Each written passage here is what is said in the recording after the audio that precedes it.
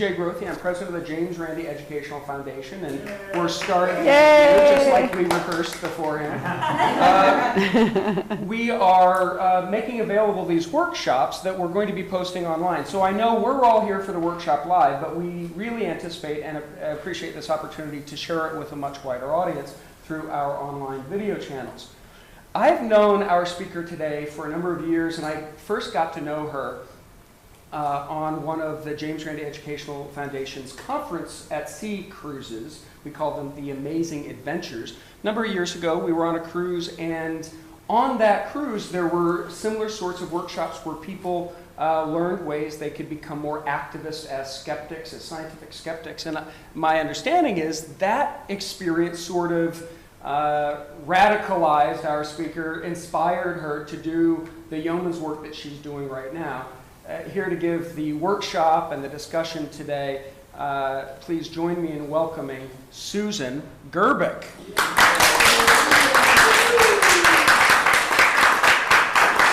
Wow. Okay, well, I'm Susan Gerbic, and I'm here to speak to you today about guerrilla skepticism on Wikipedia. Wikipedia is the single most important tool in the skeptical toolbox that we have. It's only 12 years old, and this living, breathing encyclopedia is really changing the epistemology in all languages worldwide. I'm here today to talk to you guys about my project and to plead for help, because obviously we need editors to make this work. This is a crowdsourced function, and we need to have lots of people participate. On my blog, Guerrilla Skepticism on Wikipedia, what I do is I urge the skeptical community to embrace Wikipedia as this most relevant tool. We use it to shape the public's critical thinking skills and to help them to think more soundly about scientific topics, paranormal topics, and our spokespeople. We already know that shouting and belittling believers is not the way to go about changing real minds. We know that it only forces them to circle the cognitive dissonance wagons, so to speak, and they just shut down and they're not going to listen to anything that we say. But if they're able to do the research in their own home, on their own time, and they have the ability to follow other links to get better sources, then they're more likely to, we have a better chance to make it so that they come to better critical thinking decisions. So the guerrilla skepticism is the act of inserting well-documented, well-resourced, well-cited information into Wikipedia and to pages that really need to have, improvement on the pages. We still follow all the guidelines of, that are Wikipedia, because we want to make sure that this encyclopedia stays to be very healthy, and we want to make sure that we're following all the guidelines that are important to have this great document. We also are trying to improve the history of the skeptical movement, the scientific skeptical movement, which is very important to me, is to keep our history important and documented so that other people can find it. This grassroots method that I'm using allows editors to edit at home without being confrontational to people. They're able to stay home and they can edit in their pajamas or whatever they want to do, and they can change these pages on their own. It keeps us from having to personally confront people, because we found that a lot of skeptics really do not have the ability to go in and do a Mark Edward and punk somebody or something like that. We need to be able to do it at home quietly. I began this project in May of 2011, and currently I have 17 languages editing for me and over 90 editors, and we're still growing. So I'm just going to really quickly mention something else that came up just in the last week or so. I had an email from a young man who has been following me on the Skepticality podcast, and he was pretty impressed with what we're doing, so he wrote me an email, and I'm just going to quote a little bit of that because I thought it was just really sums this up real good. He's amazed at what great ideas you and your team implement through Wikipedia. It's like the opposite of harm reduction. I'll bet 99% of hits on Wikipedia you update come from non-skeptics. The best part is the sheer fact that they're going to Wikipedia means that that moment in that ever so elusive information gathering phase of thought, it's for for typical lay people, that phase is shockingly short. And once it's over for most true believers. So the thing I get most often is that people don't want to edit Wikipedia. They all say, yeah, rah, rah, great project, but I don't have the time to do this. But what I do is I advocate working backwards. It's a phrase I've coined to mean that you're going to take a source that is already cited, it's already well written, and we're going to take it and find a place to put it. Whereas normally editors will have a page and they will take the page and they'll try to find sources for it that are relevant and well documented, and that's very time consuming, and it's very difficult to kind of, it's a very researchy kind of thing, and a lot of people grow frustrated very quickly and they don't end up following through on it. So what I do is I say take a source, and I've just grabbed Skeptic magazine really quickly. This is a journal that is notable, and when I say notable, that means that it probably has its own Wikipedia page. So a source like Skeptic, which is notable, you're able to take any kind of information from it, and pretty much, and you can go to the Stegosaur myth, and I've never heard of that. I just turned through that page at random, and that, if it has a Wikipedia page, you can take this article by Phil Steiner and you can go to this page and you can cite it in there, read the document really well. Another one I noticed, a place I've been to, is the Coral Castle in Florida, and this is a great place that has a lot of history and so on. But this person named Peter Hancock had written this article in a Skeptic magazine, and this could be something that's worked backwards, cited. In other words, I wasn't creating a page for Coral Castle. I just happened across the citation and edited it in. And that's one really great way of getting skepticism into a page that maybe we wouldn't have had it in before. So I'm going to give one example of working backwards, and these are all very controversial kind of things, and I think you guys will all find them interesting, but I'm only going to give one, so I want you guys to tell me which one you want me to give you.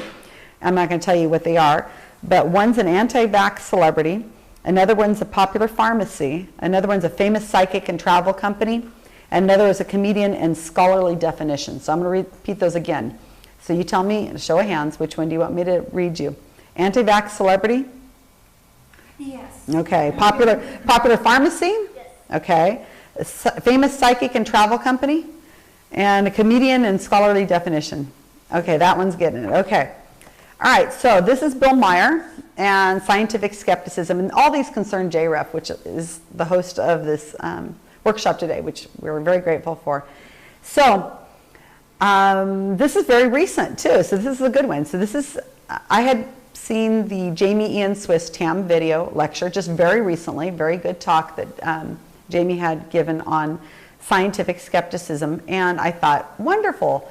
Jamie has mentioned scientific skepticism, and what I'm going to do is I'm going to go to the scientific skepticism Wikipedia page, and I'm going to insert his lecture in there. So I did that. Boom. Easy, very simple to do. And I said, you know, he also calls Bill Meyer some interesting things in this lecture. And if I can quote, he said he's anti-science, anti-vaxxer, dangerous ignoramus, promoting anti-scientific nonsense that kills people. So I said, ooh, can I get that in Bill Meyer's page? So I thought, well, this is a little more difficult because it's a more well-guarded page. It's not something that you can just go up and put something in. And so what I did is I went to my community of my editors, my team, and I said, this is something I want to do. Can you guys help me out? And they're like, well, you know, you're not going to be able to just put Jamie and Swiss's thing in there. That's just not enough. This is Bill Maher, you know, this is a big celebrity. So what I decided to do is we tried to gather information from other sources. So also notable sources, and that's what we did. So my editors and I went through and we came up with some ideas, and we had quite a few things that we were able to put in here originally, but they did not stick. So here's what we originally had in here. Formerly from Martin Garner, who had written an article for Psychop. He had said about Bill Maher, fortunately he has no children he could let die because of his refusal to vaccinate or because he would not accept medical information from a doctor in cahoots with those dreadful pharmaceutical companies that make and sell worthless products. So I put that in and that got taken out. But that's okay, because what we were able to do is, the end result was I was able to work with editors on Wikipedia that are not on my team, and we were able to come up with something a little more, I guess, pleasant. And this is in the healthcare section, as you can see from the video screen, that his comments have generated criticism from the medical and skeptical communities, and his remarks have been called unscientific and even harmful. Oncologist David Gorski has also criticized Mayor's beliefs about vaccines several times in science blogs, and when he received the Richard Dawkins Award in 2009. Gorski wrote it was inappropriate. Skeptics, including mathematician and science writer Martin Gardner, neurologist Stephen Novella, magician Jamie Ian Swiss, have also strongly rebuked him, characterizing him as anti-science, uninformed, and potentially endangering the health of fans who take his non-medical advice. So this is much more bland. It's not my normal, you know, let's get them with the ignoramus kind of stuff. But it is something that we're able to get up on his Wikipedia page, Bill Maher. Now, I know you're asking, is anybody reading Bill Maher's page? I mean, is that even, like, is this important? But we know that in March of 2013, it was the 9,515th most trafficked site in Wikipedia, in English Wikipedia. And we know Bill Maher in 2013, just for one month of March, he had 118,031 views. So we know that these references to the skeptical spokespeople, Jamie and Swiss, Martin Gardner, David Gorski, and Stephen Novella, we know that those are going to be read. Maybe not all 118,000 people read it, but we know that we have a better chance of getting our citations read on a site like this. We also know that if you will see from here that David Gorski, the word David Gorski is highlighted. That means that if somebody's interested, they can go to David Gorski's Wikipedia page, and they can see his Wikipedia page that we barely have started on.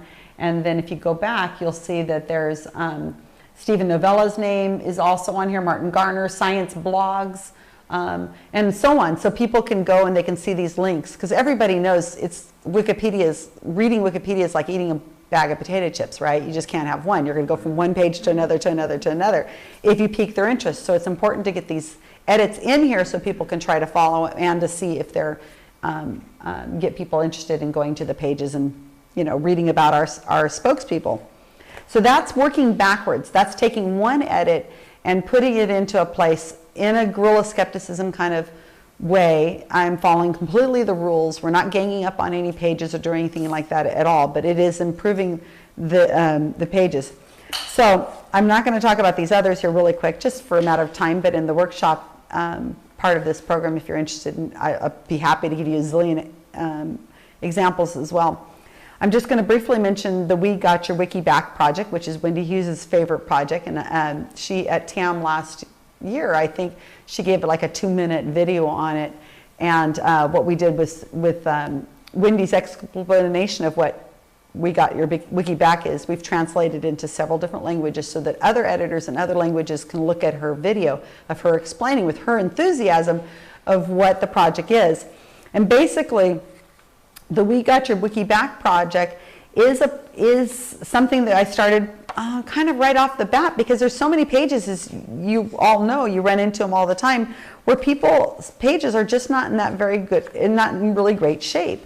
They are missing photos, they're missing just relevant current things. They need to be citations, they just need to be updated so that they're current more than anything. So we need to have those pages done really well, because when people are going to Wikipedia, we're not writing Wikipedia pages. We're not doing this project for us. We're doing this project for the world. This is definitely not a speak to the choir kind of project. We're trying to educate people worldwide. And when the page is written well in English, then we can translate it to other languages very easily, so that other languages can understand as well. And it is real important to us that we're doing this, because they're our spokespeople. Whether we like these people personally a lot and we follow all the things that they advocate or whatever, they're still our spokespeople in the view of the world. They're looking at it, oh, they're skeptics and they're skeptics, so they're the same thing. So we need to make sure we have their backs, and we need to make sure that we are taking care of these pages. We know these people. We know what they're famous for. We are the ones that are responsible for making sure that these pages are well written and in good shape. So anyway, so this is one of our most popular projects. And if we don't respect our spokespeople, you know, who's going to respect them? So anyway, so we've got thousands of examples, well, not thousands, but a lot of examples of people's pages we've improved. And I'm just going to run through a real quick list of some that we've done recently. Ken Feeder, who's an archaeologist, Sarah Mayhew, who's spoken at TAM a few times, Kiki Stanford, Brian and Baxter from Denver, Jennifer Olette, Tim Farley from what'stheharm.com, which we've also done that page as well, Captain Disillusionment, William B. Davis, who's the cancer smoking man on X-Files. That's a whole different audience of people who are going to be looking at his Wikipedia page than the skeptic community. And when William B. Davis is in the news, or somebody's looking at his page, and he just came out with a new book, then they're going to go in and go, ooh, what's the skepticism thing? He spoke at what? And then they'll be able to click at the different links and find the JREF and CFI and so on. Mary Roach, who's a popular science writer, David Prothero, Ben Radford, Mark Boslow. And not only are we improving the pages of our skeptical spokespeople, but we're really also trying to improve, air quotes, pages of paranormal folk and that kind of thing. And James Von Prague is one of those people that he once in a while is in the media again. And if you go to his page, you'll see that the JREF zombie video where they went and talked to the dead, and they went to the James Randi page, which is a really great video if you haven't seen it. You can find it on James Von Prague's page. And James Von Prague receives 5,000 views each month. So he's definitely in the news. Rosemary Altea, who was on Penn and Teller's Bullshit, that Mark Edward, you know, took her down and made her from being another Sylvia Browne with mega hits. She still receives 1,000 views each month. Sally Morgan, who's in the psychic in Britain, who's been in the news quite a bit lately, from where skeptic groups in Britain have been debunking her. She's getting anywhere from 2,000 to 5,000 hits each month, depending on if we've got her in the news. Pages like Spontaneous Human Combustion, which is some of my favorites. It scared the wits out of me when I was a kid. I mean, the idea of walking down the street and just blowing up into flames is so frightening. I was like, oh my gosh, you know, I don't want to die. Denver people may know these names of these two people that I'm going to mention. The general public probably doesn't know Jeff Peckman and Stan Romanek, but they're constantly in the news in Colorado for trying to change laws and get UFO landing strips, and they run for office, and they're just very much in the news in Denver. They're quite popular over there, so we've made them their own Wikipedia pages. Power Balance Bracelet, oh my gosh, would you believe that they're still receiving 29,000 views each month for their Wikipedia page? And we're all over it. If you were to view a Wikipedia page, and you can imagine from top to bottom, this is how it would look.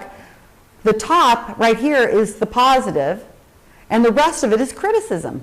So, so we're educating an awful lot of people about power balance, but 29,000 people each month, every month, yearly, are going there. So Liberty Institute, Whole Body Vibration. We have a cryptozoologist who's kind of in between the skepticism and the, isn't that great? I can't remember, we put that picture up there. So I think I saw it on the news and I said, oh, we have to have this on the Power Balance page.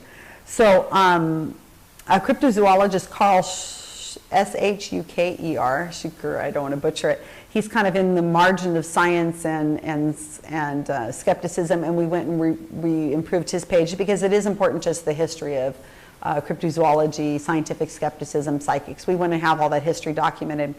We had a vision in Russia called Our Lady of Warwick, W-A-R-R-A-Q, and this is an editor of mine who had been editing on his own, could not get this page improved for nothing. It had a lot of woo on it, and he joined our team, and we showed him how to edit this page and get it so that the edits would stay. Vasula Ryden is one of the people I started with. She gets 2,000 views a month, and she's an automatic writer, gets messages from God, Jesus, Daniel, Archangel, Philip, I don't know. She's getting all these edits and, all this writing from there. Chip Coffee, he's still getting 3,000 views a month. So there's quite a bit of work to be done. And let me just push my notes over here for a second. I'm just going to very briefly go over one last thing, and that's the World Wikipedia Project is something that we started just about not even a year ago. I started it in August of 2012, right after TAM that we just had. And the World Wikipedia Project is where I'm trying to get these languages, the Wikipedia pages written in all the languages all over Wikipedia, everything I possibly can. So that means I have to very badly recruit editors. We started with one project, and that was the Jerry Andrus project. Jerry Andrus had a very badly written Wikipedia page, and he's one of these people that is kind of kept in the back. You probably don't know who he is, but Jerry Andrus is an optical illusion. He invented a lot of optical illusions, and he is a good friend of Ray Hyman's. He's also a very great friend of James Randi, and they're older friends. And again, this goes back to the beginning of scientific skepticism and the founding of our movement.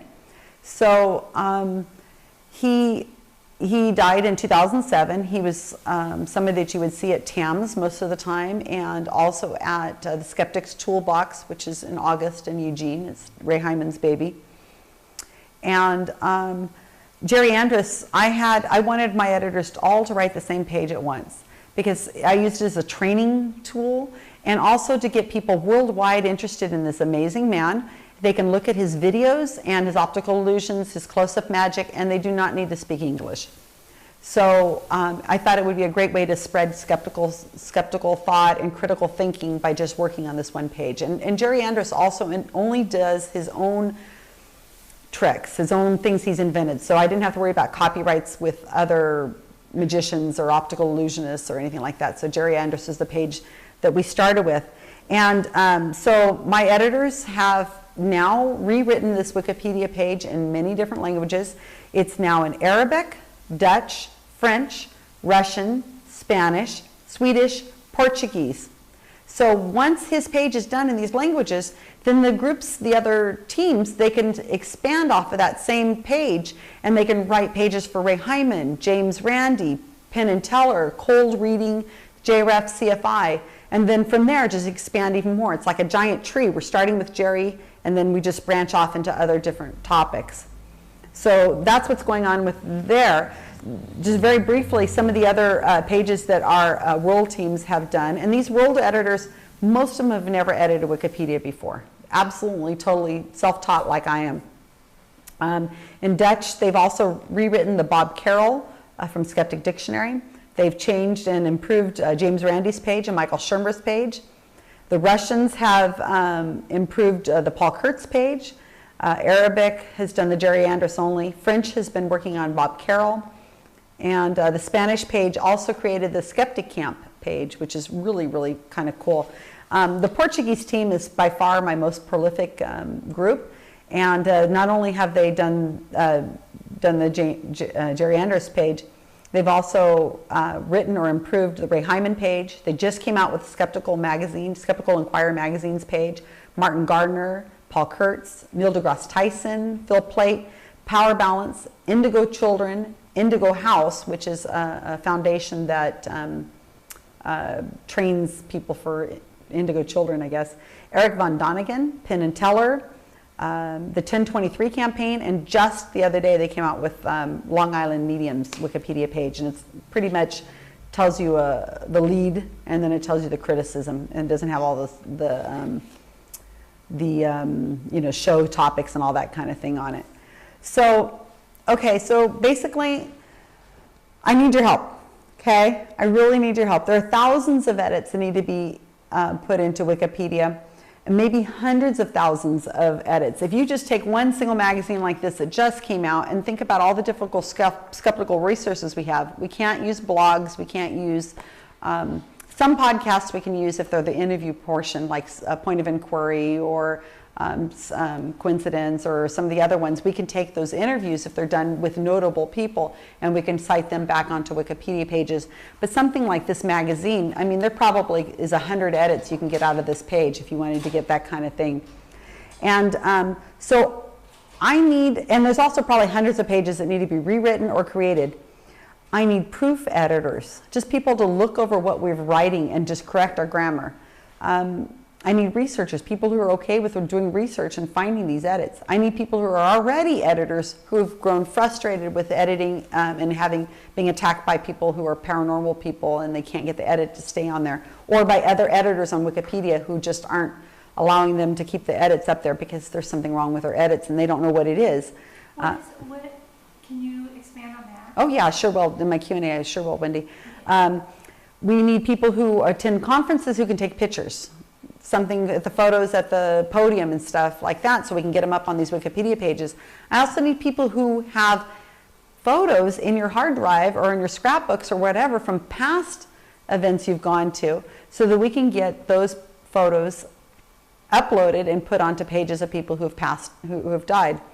I also need people who can interview, like John Rail does. He does interviews with video. I can take those videos, I can take the quotes from those videos, and I can put them up on Wikipedia pages. I've done it many times with Ray Hyman and different people like that, that the document doesn't exist somewhere talking about scientific skepticism or the beginnings of the skeptic toolbox, but I can interview them and they can tell me about it, and then I can put that up on YouTube, and then I can turn around and cite it on Wikipedia. It's brilliant, but nobody really has done that before. I need people who are willing to look at videos and caption them. And I mean, this project is so new, we don't even know what we need yet. So we need it done in all languages as well. So I don't want your money, okay? I don't need a handout. We need your time. We need your attention. We need your support. We train. We mentor. We need you. Juntos si se puede. I'm Susan Gerbic. Thank you for your attention.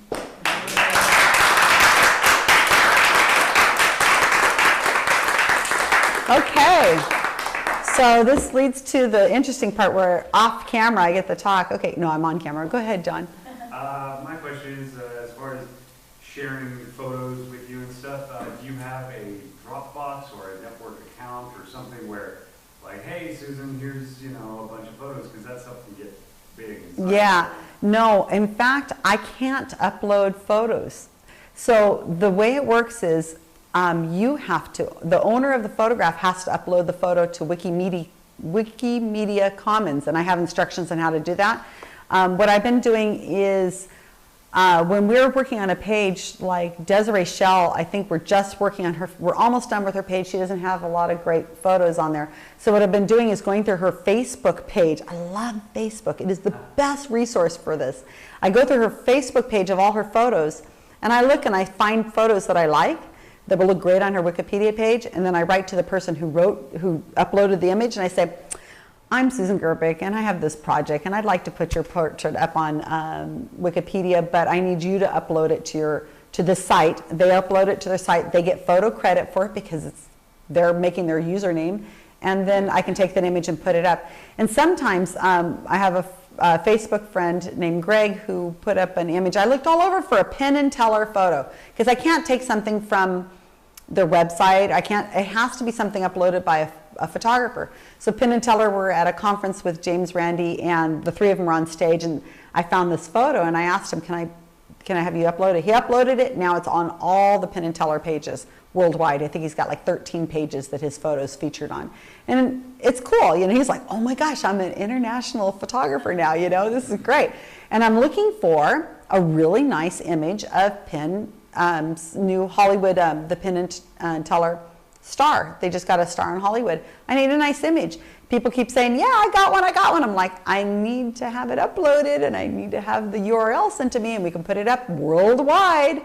And you can Photoshop it before you give it to me. So if there's, somebody standing in the background and they've got like a Coke can or something, and it doesn't look so good, or their mouth's gaping open and they look really ridiculous, take them out, add them, change it, do what you want to do, make it a nice image, give it to Wikimedia Commons, upload it, and then I'll happily put it worldwide for you, and you can go global. So, Wendy, your question was about how your edits get pushed off the pages by the other Wikipedia editors.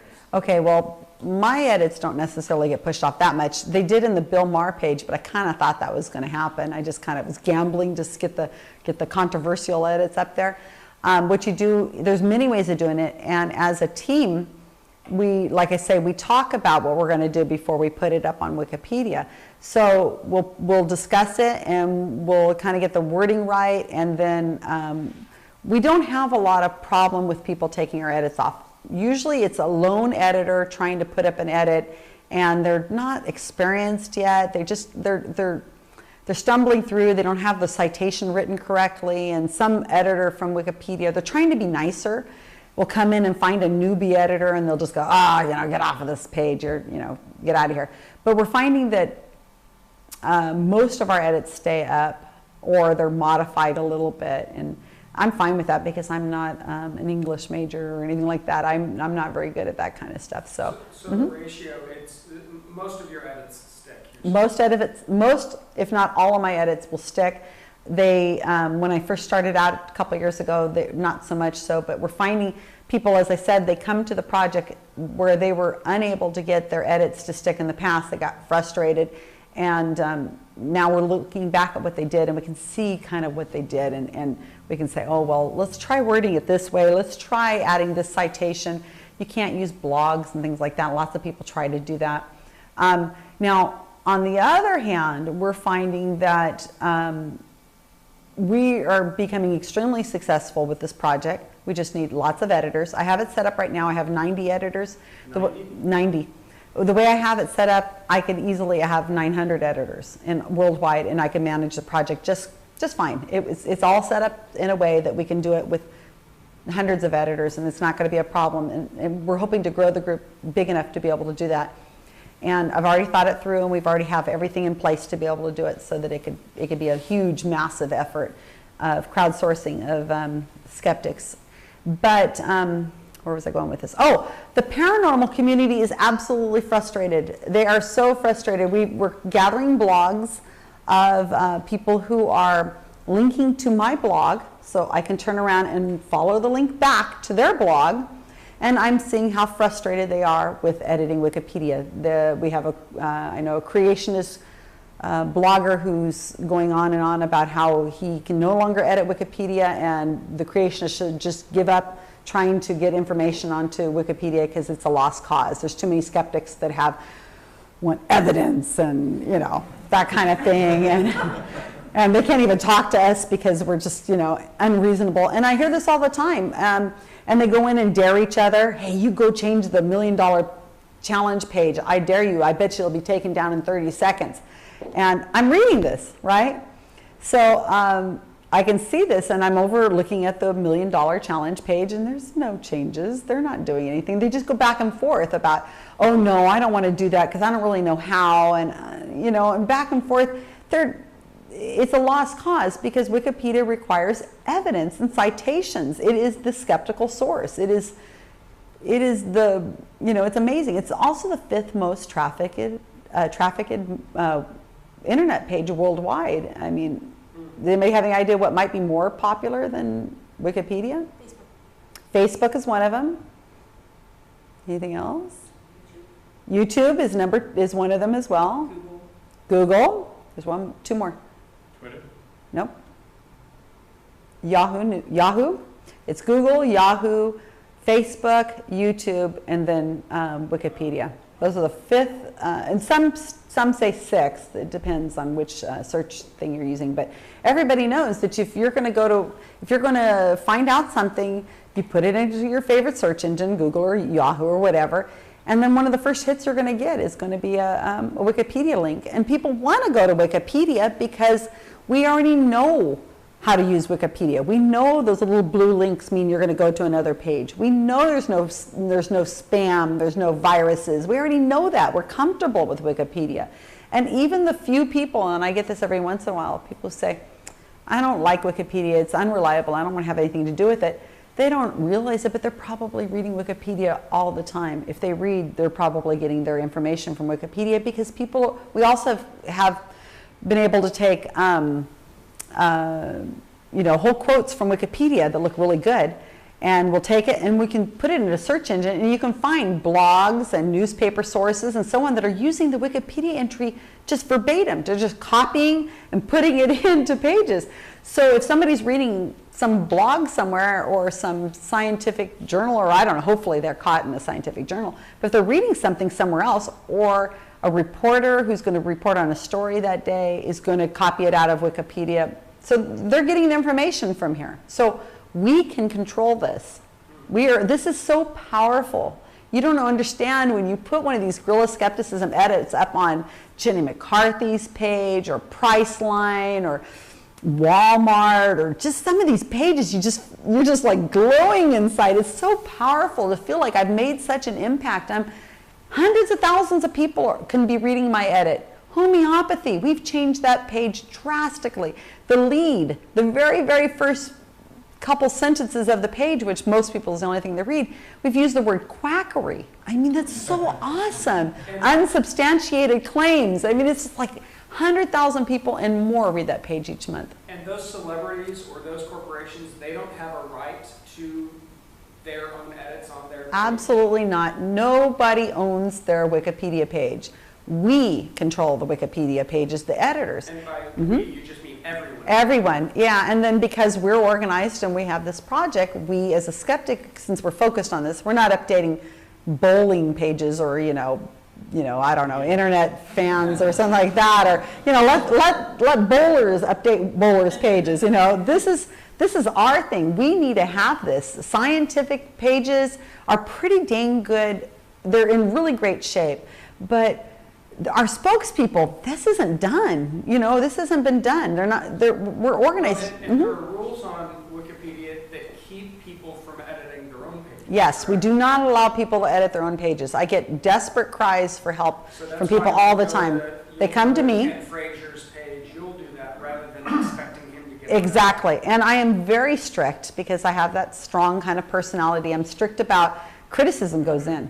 If there is criticism for a page, I want it in the page, because if I don't put the criticism in, somebody else is going to find it and they're going to put it in there, and it's not going to be as well written or creatively edited as I would. So so when I'm working with trying to get a page like Ken Feeder's page up there, I'm like, okay, right before I put it up, I let them look it over and just say, all right, is this factual? And in Ken Feeder's case, exactly. One citation we've used that said he had 2 daughters, he's like, no, they got it wrong. I actually have 2 sons. So we were able to correct something like that. Maybe, years he went to college or just different things. There's not much that they can catch because we usually catch most of it. But if there is criticism, we're going to put it up on the page. And that's another way why we have editing creds, because we don't back off. And we just did Don Prothero's page. And before we released it, because we don't release it until it's done, I was looking at it and I said, I don't think this looks too nice. We have got to take some of this out, or find more criticism, or reword it or something, because this doesn't seem neutral enough. It's just too advertising kind of thing, too positive. And so my editors are quite right there with me. They're like, okay, let's take it another look at it and rewrite it, and let's make it so that it's critical, add some criticism in there, and make it so it looks like, because it is a real encyclopedia page. We're trying to create this for everyone so that it's done correctly, so that people can't go in and take it down. So if people watching online want to get involved, how do they get in touch? I'm really everywhere on the internet, so it's very easy to find me. You can write to me at susangerbic@yahoo.com, or you can go to susangerbic.com, and you'll find all my information on susangerbic.com. But everything happens on Facebook. So if you are not on Facebook, I'm sorry. I'll help you by email as much as possible, but that is it. This is the most amazing tool that we have. And Facebook allows us to be able to have conversations in real time with notifications and so on. If you don't like Facebook, you can still be on Facebook and just use it just for the single project. But I mean, it's the future. It's just the way it is. So that's where everything's happening. So if you have to friend me on Facebook, and you'll have to tell me hi, I'm so-and-so, and I'm interested in your project, and I want to edit in Norwegian. And, you know, and I'll say, okay, I'll put you into, I have a group called World, and everything in World is in English. We all speak in English. All the editors are there. And then I have a group for Norwegians.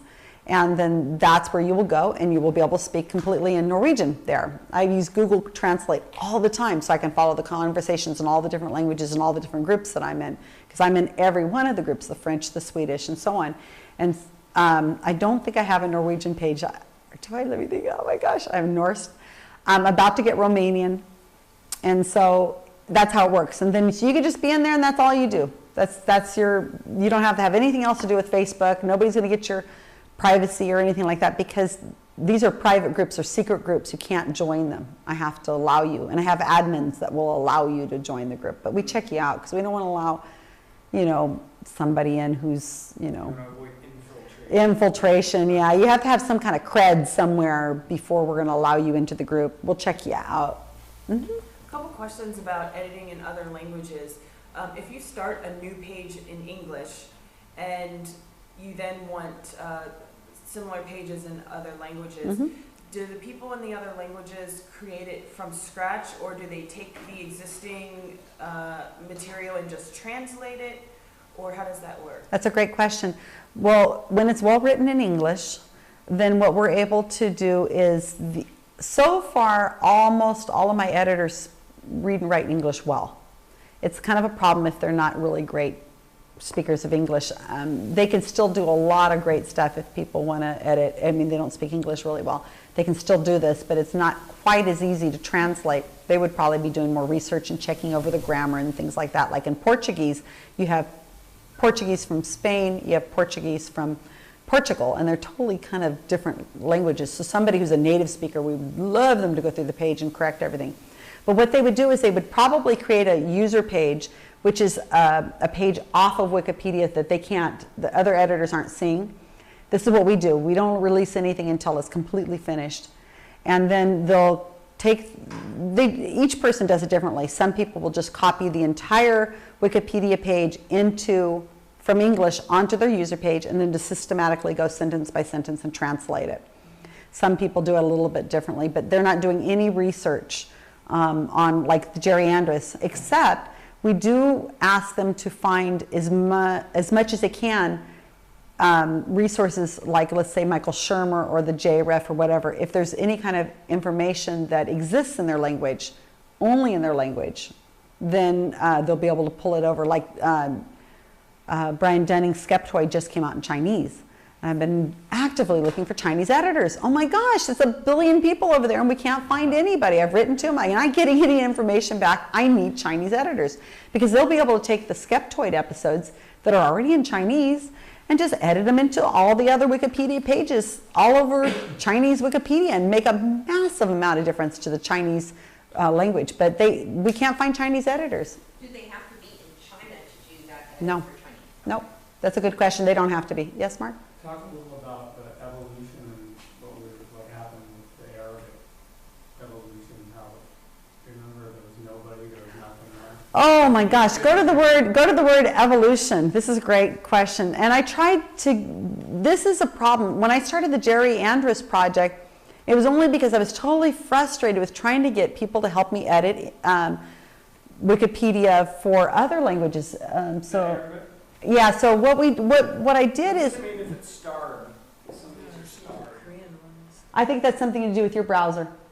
It's not a normal page. I mean, that's not a normal thing. So this is Arabic for the word evolution. And I tried approaching the National Science Foundation. It's all written from left to right. And you know, it's really great. I can edit this page. And I've edited in Russian, Romanian, Dutch, Spanish, Portuguese. I don't speak those languages, just Spanish. And you can edit it because everywhere on the Wikipedia page for English is exactly the same spot for it for the other pages. So go down to Punjabi or Hindi. And that's Russian. See if you see them. But anyway, so the evolution page is really great in English. But I couldn't find people who would edit them in other languages for me because they don't understand the scientific words and things like that. So I picked Jerry Andos, which would be easy, but these pages are very well trafficked. Or which one are you looking for? Well, I didn't see Punjabi or Hindi. Gosh, it's one of these languages here probably. Because it's written in the language, that's Chinese or Korean. Yeah, these are written in the language of the language. So that's another thing, and I should have looked at it again. This is Hebrew, I believe. Yeah, Hebrew. You can see up here the first two initials. And this looks like it's pretty well written. You can just glance at it and see that it has all sorts of photos and things that look scientific. Go back to, and if you edit this, it is in some corner thing that makes it edit backwards. It's hilarious. Go to Arabic. Where was Arabic again? That's Arabic. Yeah, AR. So Arabic, look how long this page is. But it wasn't like that before. No, this is, okay, this isn't so bad. But On the Wikipedia app, you can change the language. right. So in Punjabi and Hindi, if I could find them over there, their page is about this long. It's like 2 paragraphs. And so, you know, it's like, hello, we kind of need to be on these pages and have them well written. But you can just kind of go through some of these. Farsi. That's not Farsi. Is that Farsi? Try that. Yeah, I think this is Farsi. Is this the right one? No, it's pretty good. So someone's gotten in there and... Yeah, I think we're just not looking at the right pages because there's an awful lot that... There are some that are a paragraph and some are like 3 paragraphs, but we're hitting on the wrong ones right at the moment. But you can see how easy it is to play with it. Okay, which language is this? Fiji Hindi, it said. Hindi? Fiji Hindi. Fiji Hindi? Yeah. So you can see that this is probably something that we need to improve. One citation. Evolution is. Well, that proves it. Evolution exists because of that one citation. Now, and it's not even something you can search because it's a book. Right. Wow. Ernst Mayr. I mean, so the citations don't have to be in that language. We'd like them to be in that language. But, I mean, how many Hindi scientists out there are writing books on evolution? We don't know. I don't know. Because we don't have a really, it's not a lot, I'm sure. But we need to get our skeptical spokespeople and our publishers and so on to translate these books into other languages so they can be cited. What was your question? Do you feel that the simple English page is valuable? There's, I know there's some pages where they take very complex, especially scientific ideas, and they have one of the languages is in simple English. I've never even really looked at that. I doubt anybody is. I know that the English version, the regular English version, is extremely popular, and it's getting hits. I doubt people go to the simple, because most pages. Oh, here's a Long Island Medium. Oh my gosh, I love this. Go to Portuguese over here. Is Portuguese over there? Yeah. And this is the page that just went up last week. And you can see that it's just a synopsis of the show. And here's the criticism, Priceline.com. Here's the Un Miliano de Dolores de James Randi, Educational Foundation, and the word paranormal. Here's DJ Grothy. That's going to link to English DJ Grothy, because I don't think DJ Grothy has Portuguese right now. But you can see that, like, here's the JREF, here's the pages that it's in. And you know what? Go to James Randi too, because there's one more thing I can show you guys. It's 11. For the record, I don't think that is the headquarters or ever has been the headquarters. No, it doesn't look like. So I need a photo uploaded into Wikimedia Commons to be able to take care of that. So what we're doing right now is this $1 million challenge has been reduced in size, or is about to be reduced in size, and we're creating a $1 million challenge page. And that page up there, go up here, this picture, down. I took that. That's Derek Colanduno. And I had it uploaded for Derek Colanduno. Yeah, this is Nita Iconen's challenge. She's not in the image for obvious reasons, because I didn't want to put her in there. But Derek Colanduno's Wikipedia page, I uploaded that photo a couple years ago and put it in. And so whenever my editor says he's working on improving the, he's trying to get the $1 million challenge to have more exposure, he said, let's go ahead and put, you know, he pulled this out and he's just now doing this. He might have just uploaded this in the last, hit view history right here, let's see.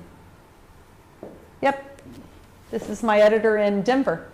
And Rick Duffy, he's fantastic. He just added this page probably just in time for this lecture, so it'd be here for you guys to see.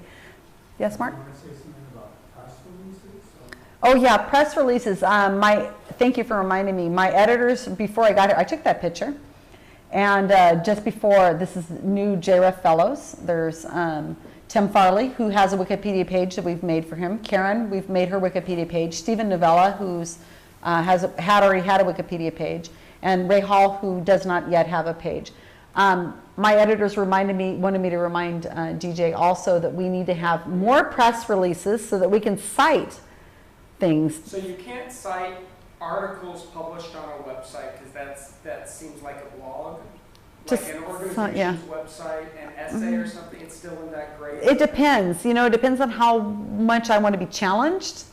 But press releases are better. Publications are better. Oh, we just finished this page. Isn't this great? We're trying to rewrite his page in all the languages too. This is Leo, pronounce his last name for me? Igwe. I don't know how to pronounce a lot of them because I just deal with the text so much. So he's amazing, man. Oh my gosh. And I'm getting new photos uploaded of him as we speak. The JREF has been kind enough to upload them. I don't think they're on here. Are they on here right now?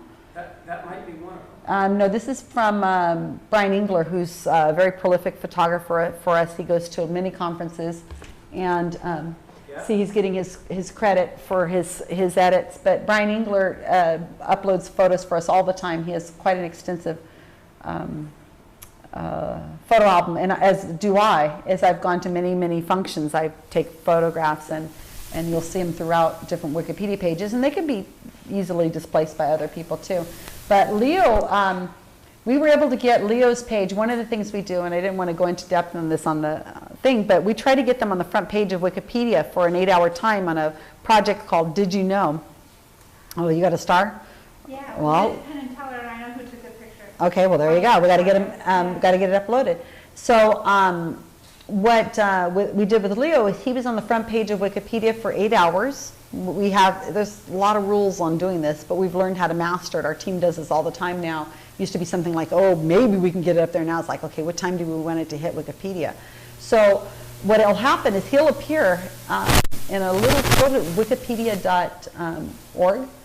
And what you will find on this page is there's a this day in history, in the news, and here's a did you know? And this only lasts for 8 hours in English. And during this little bit of time, there'll be a question here. It's called a hook. And we had Leo's and Don Prothero's and Ken Feeder and many other pages, Sarah Mayhew, on this area. And that means that people worldwide who are reading the English page will find that link, and their hits will go from like maybe 10 a day to 2 or 3 to 10,000 hits during that 8-hour window. So it's exposing them. How do you get people in the Did You Know? The page has to be within 5 days of its release, or it has to be rewritten 5 times beyond what it was. So when it was released, 5 times the length. yeah, the length. There's a formula for it, and then we have to apply for it, and it's not the simplest thing to do. But anyway, so getting a Did You Know is one way of really reaching a bigger, broader audience. And then I post it on Twitter, Facebook, Google+, and I get other people to tweet it. And then everybody in the community is like, oh, what? I'm supposed to do what? And we want them to go to the Wikipedia page during this 8-hour window and really push the hits up a little bit. And it's fun, and it gets people in the community kind of excited about, oh, gosh, that Guerrilla Skepticism project just came out with another release. Oh, my gosh. So we like to do these kinds of things where we have all this fun stuff. But so you can see that the words James Randi Educational Foundation is going to end up getting a lot of hits. There was one of his hits on here, I can't remember which one we had, but it received like 3,000 hits during that 8-hour window. Different kinds of things. We haven't got it written in any other languages yet. We haven't done, but I believe that we're working on it in Portuguese right now, and a couple, yeah, we haven't got the photos uploaded, the new photos that were just out. But all this is there for people to read, and so that we can impact a higher, bigger audience. Other questions? What? give me the hard stuff, Dan. I have no skills at Photoshop, but if I were to physically hand you a DVD, raw video, Penn and Teller Star, is that something you could take yourself and? No, what I would do is I would take, if you had a photo that was really, that was probably something we really wanted. Robert Schaefer has been really great at this. He's got a whole history of black and white images from the beginnings of the skeptical movement, and he's uploading them for us. If it was not a really good photo that needed just like some tweaking, then I would just go to Facebook and say, hey, somebody give me 10 minutes of your photoshopping skills, edit it, and then I'd have them email it back to you, and then I would have you upload it to Wikimedia Commons. What about video? I mean, does Wikipedia have multimedia or just? Yes, it does. And we're just now, before I came here maybe about 5 days ago, we've decided we're going to start doing videos on Wikipedia pages. But again, the video has to be owned by somebody who will upload it to Wikimedia Commons. And I have lots of video of James Randi, and I'm sure we could probably get some from the JREF snippets that will appear right down here, and it'd be something that you click on and it would show the video. I would love to go to Sylvia Brown. I'd really love to get some things on Sylvia. Sylvia on Larry King Live accepting. Yeah, the $1 Million Challenge. We've got her punked. Mark Edward punked her at the Hollywood Bowl just a few years ago. And you'll look at this page, and here's this little bit about who Sylvia Brown is. It's a very little. And then here's her personal life and her children and divorce. And then the whole thing is just us. Fail. Yes, fail. I mean, you know, it's just overwhelming. Incorrect. Neither occurred. Proved incorrect. And you could go to her references and you can see all sorts of citations we've had on here. By 1999. It's on and on and on and on. How in the world do people still support this woman? We even have on here her conviction, her legal conviction. Here, if you click on... For a gold investment scheme. Yeah, we have it so you can actually go and see where she's a convicted felon. So when people say she's a convicted felon, we're like, go to Wikipedia. There it is. And you can see the actual document that shows that she's a convicted felon before she became, when her name was without the E. We think she added the E because it was less likely to be associated with this felony that she has. But we're not quite sure. But so this is going to be a project, oh my gosh, there's so much we want to do that can really improve, but it's just a matter of finding people that can do this kind of stuff and willing to help us out. Okay, let's go through this Sure. again. If the friend that I was talking about wants to share her picture, Okay. that star, she loads the picture, follows the instructions on Wikimedia images. Right, and then she forwards the email to, she forwards the URL to me of the photo. Okay. So it'll have the photo. When you go to Wikimedia Commons, when you're done loading your image, it just takes 2 or 3 minutes. And you load it in, and then you'll come up with the URL. And then the URL, you just send it to me, and then we just go pop right into the article. It's so simple. And then we just try to put groovy. I just love Wendy. But Sylvia Brown and many of her friends, their pages are in very bad shape. We've also had pages deleted. Psychics are notorious for putting up Wikipedia pages with no citations on them. Oh, wait. They help out. They've solved missing crimes. They found missing children. They've uncovered cold cases. They help out the police department all the time. And their source is their own personal it goes back to their own website. So websites are not credible because you could write it yourself. It's an advertisement. So we've had several psychic pages deleted or expunged. There's one recently that I just happened to find, and we ended up taking it down to, she's been in a few TV shows and she's written some music and doesn't mention the word psychic on her page. So in other words, it's about three sentences long. Oh, Chip Coffey, real quick. This is great. I really, really need people to write about Chip Coffey in notable sources because Chip Coffey, he gets 3,000 views a month, but this is what they're finding. Yeah, there he is. First hit down here because his name is spelled C-O-F-F. Okay, 3,000 people a month are viewing this page. We have no criticism on it. I've tried to get criticism on it, but I don't have enough sources to get on there. So there have been a number of pieces on randy.org about coffee and psychic kids, but you're saying those... Is it on Swift? Print, yeah, they're e-newsletter as opposed I might be able to print. use them. Okay. It's just that I'm there's a million things I'm doing at once. But I know that chip coffee, so that's possible. You might be able to use that and get it on there. But you can see we've taken almost everything off. Oh, for your own amusement, if you guys are ever very you like reading these blogs where people going back and forth and they attack each other and things like that, always go to the talk page. You see it up there? Click on that. This is behind every page on Wikipedia. Some are more talking than others. Sylvia Browne's page is notorious. You can just see conversation after conversation after conversation after conversation of people going back and forth. These are skeptics. The editors are mostly skeptics. And then you'll see, and they're not mine. They're just by nature, they want evidence. How do we know how many people are hitting a page and how many are actual page views versus hit count, or what was it? Yeah, okay, well, what happens is when somebody goes to a website or a web page, and there are pictures loaded on it, you're going to get more hits. It would say 3,000 hits or whatever on, but it can only be one person, sort of. Right, one person. Oh, unique visitors and that kind of thing. Okay, I get your question. So you have unique visitors, Right. which is you going to the page, me going to the page, him going to the page, and then there is a page view where you went to the same page 3 times. Right. So there's the terminology is extremely Right, and I don't have a great answer for you. She's asking if, how do you tell if the same person's going to the same Wikipedia page multiple times versus somebody who's a unique user going to that page. And we don't have a way of telling that because there is a stat page that we can use that tells us just total views for that page. And that's all we have. And it's a Wikipedia stat.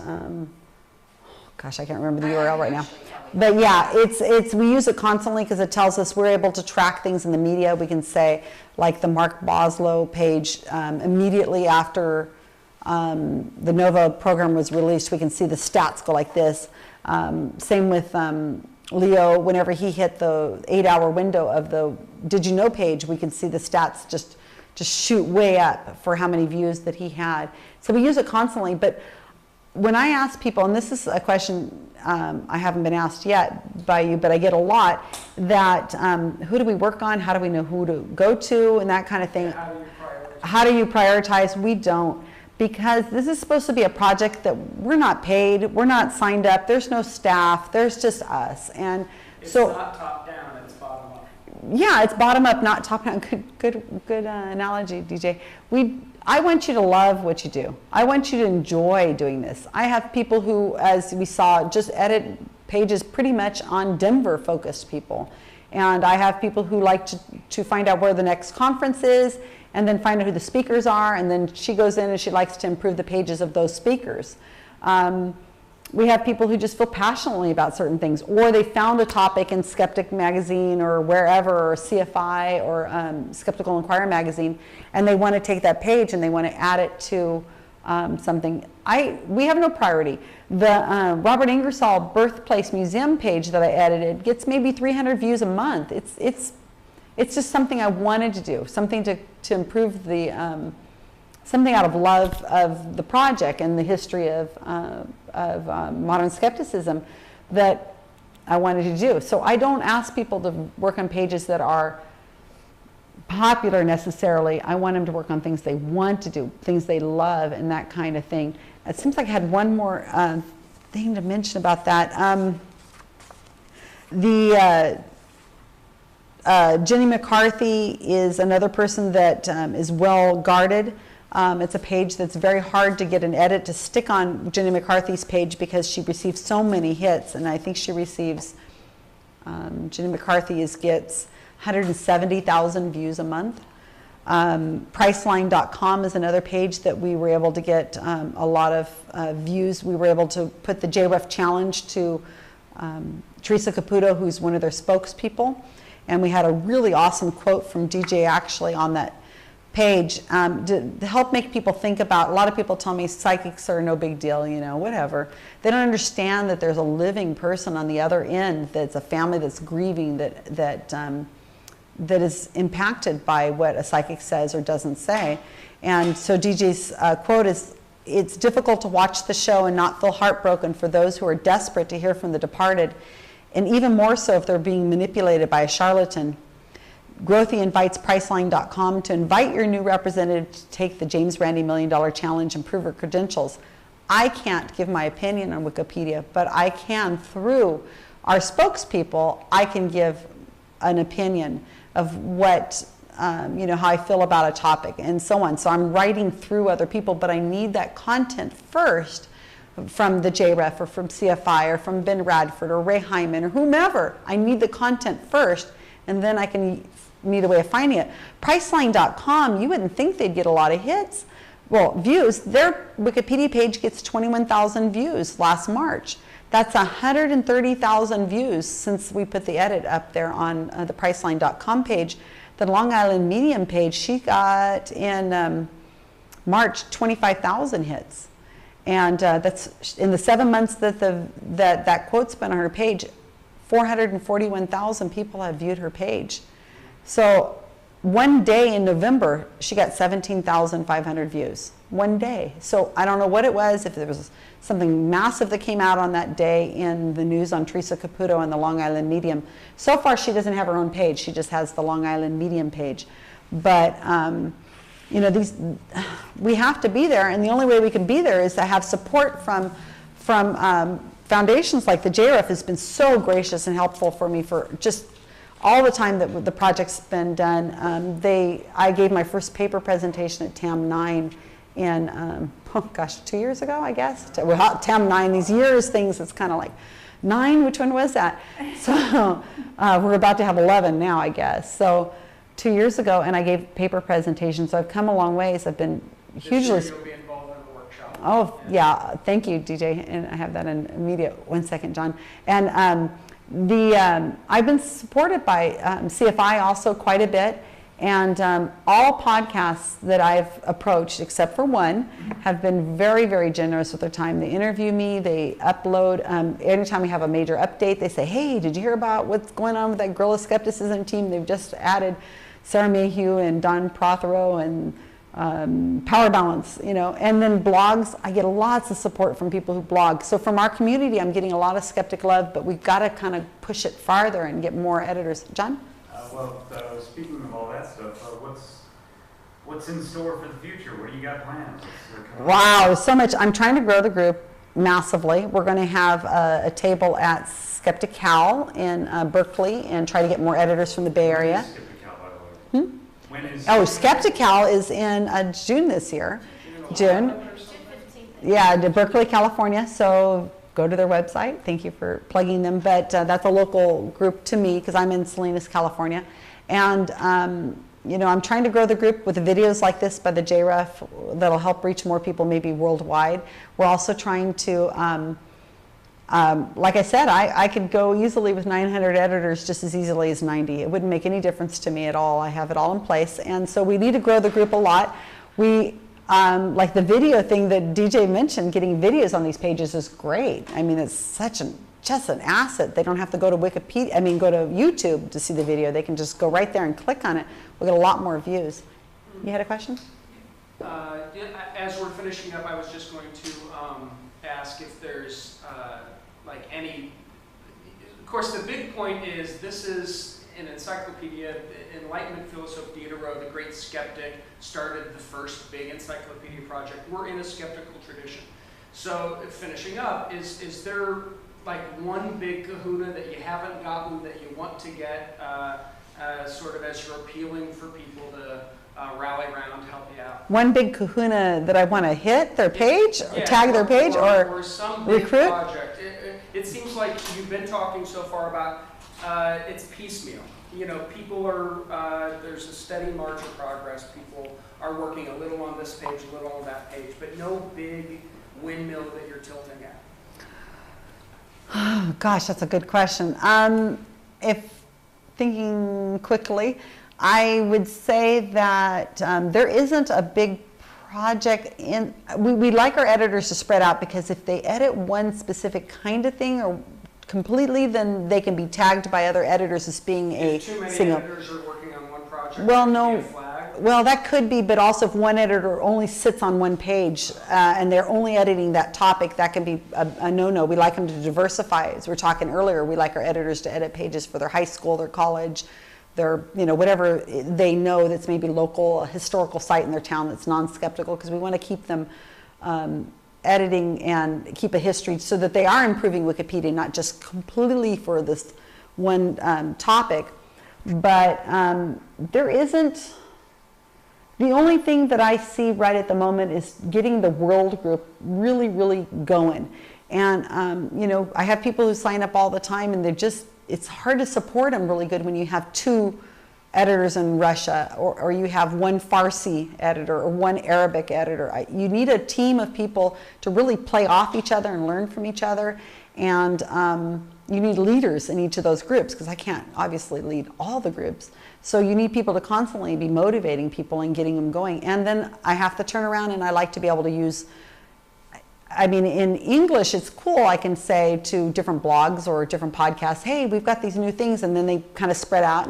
Because we don't get any kind of feedback. It's not like having our own podcast or something. Nobody says, hey, high five, you are, wow, I like what you wrote on homeopathy the other day. You know, I saw that edit you made, and I thought, no, we don't get any feedback like that, except whenever I lecture like this or whatever I give to my editors just from the reports and blogs I do. But you have a running log of updates you're doing. That's Yes. on your website, right? No, it's not on my website. I have it hidden behind the scenes on a Facebook page, but I do have constant blog issues of things that are going on. I could easily put out a blog that would be what are recent updates, but I just haven't gotten around to it. It's kind of, we're constantly editing, we're constantly improving. Is that also a little redundant? We want people to go to Wikipedia. Yes, rather than a list. right. So the biggest challenge I have right now is maintaining a very active world group. We're at 17 languages. The other problem is it's very difficult to get other, there's one Romanian podcast. There's one that's in Romanian that I know of, and they said they'll do any updates I want and that kind of thing, and they'll do whatever they would like me to do. But it's really hard to get updates on Romanian pages if I don't really have Romanian editors to edit and say, you know, so I'm trying to duplicate what we do in English with other languages, and I've used JREF and I've used the Skeptics on the Net to find these groups, but it's a challenge, but that's what I've been doing. Well, so people who are viewing the video that we'll be putting out, get involved with Susan's project. Many of us in this room are already involved. Please join me in thanking Susan Gerbic for this. This living, breathing encyclopedia is really changing the epistemology in all languages worldwide. I'm here today to talk to you guys about my project and to plead for help, because obviously we need editors to make this work. This is a crowdsourced function, and we need to have lots of people participate. On my blog, Guerrilla Skepticism on Wikipedia, what I do is I urge the skeptical community to embrace Wikipedia as this most relevant tool. We use it to shape the public's critical thinking skills and to help them to think more soundly about scientific topics, paranormal topics, and our spokespeople. We already know that shouting and belittling believers is not the way to go about changing real minds. We know that it only forces them to circle the cognitive dissonance wagons, so to speak, and they just shut down and they're not going to listen to anything that we say. But if they're able to do the research in their own home, on their own time, and they have the ability to follow other links to get better sources, then they're more likely to, we have a better chance to make it so that they come to better critical thinking decisions. So Guerrilla Skepticism is the act of inserting well-documented, well-resourced, well-cited information into Wikipedia and to pages that really need to have, you know, improvement on the pages.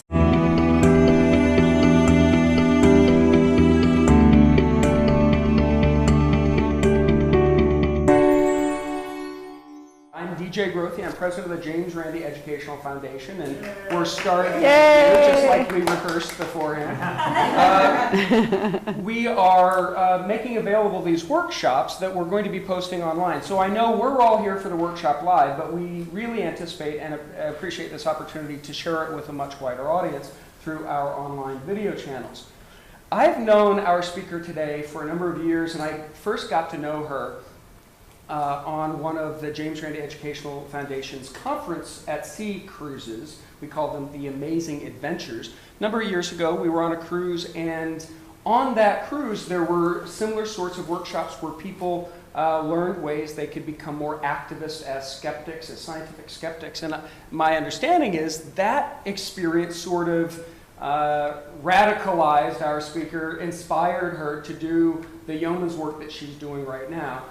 Here to give the workshop and the discussion today, please join me in welcoming Susan Gerbic.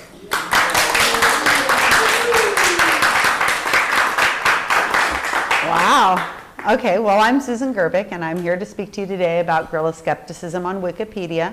Wikipedia is the single most important tool in the skeptical toolbox that we have.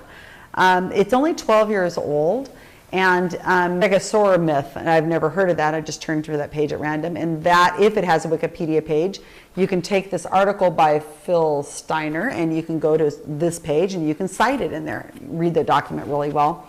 Another one I noticed, a place I've been to, is the Coral Castle in Florida. And this is a great place that has a lot of history and so on.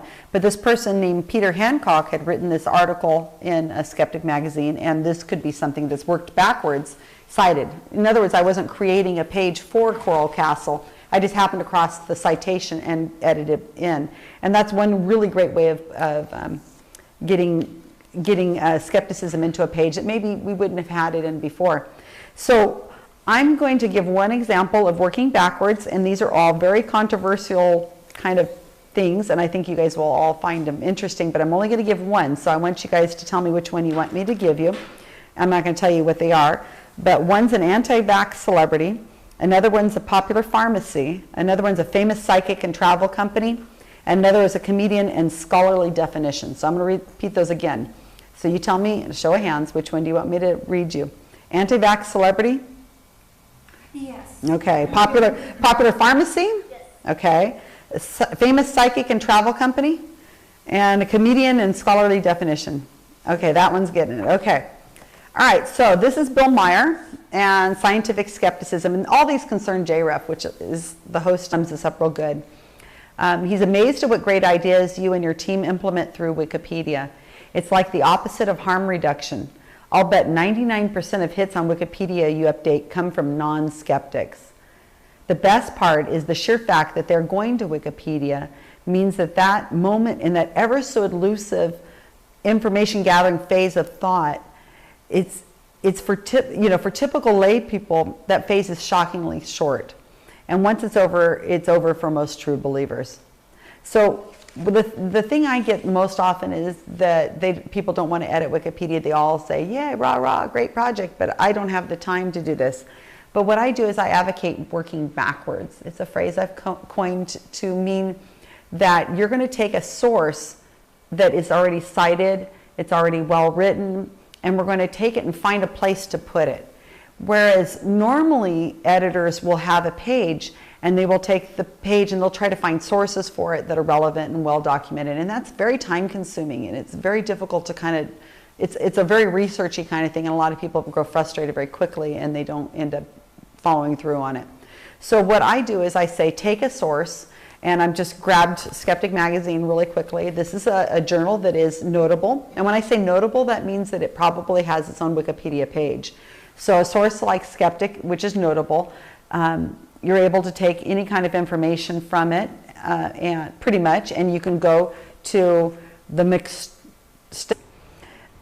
We still follow all the guidelines of, that are Wikipedia, because we want to make sure that this encyclopedia stays to be very healthy, and we want to make sure that we're following all the guidelines that are important to have this great document. We also are trying to improve the history of the skeptical movement, the scientific skeptical movement, which is very important to me, is to keep our history important and documented so that other people can find it.